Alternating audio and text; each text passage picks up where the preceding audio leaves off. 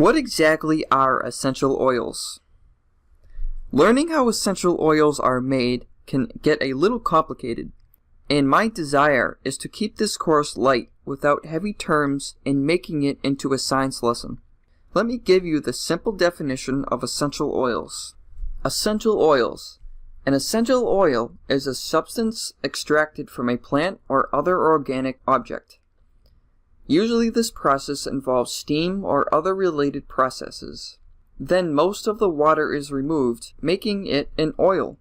If you have ever come in contact with an essential oil, you probably have noticed they typically don't have an oil consistency that you may be used to.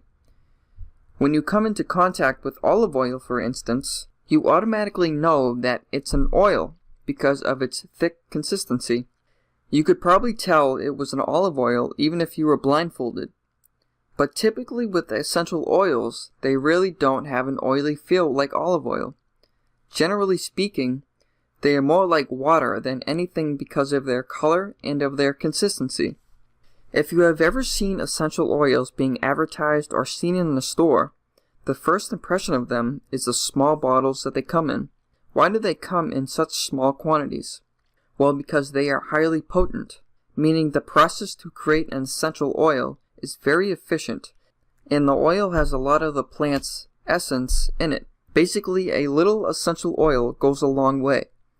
So you really don't need a large bottle to get the benefits from an essential oil.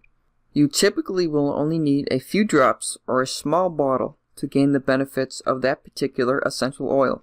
Another thing that you may have noticed is that they sometimes come in bottles that have several different essential oils in one. This is a way to save the money from buying several different essential oils, but still getting the benefits of several essential oils in one bottle. One of the biggest reasons why so many people are drawn to essential oils is because they contain the smell and the healing effects that the original plant had. But you don't actually have to store the plant. You just have to buy a small bottle and put it in a cabinet, using it only when you need it. You really don't need to worry about essential oils going bad or rotting away in the refrigerator. People want to make their lives easier.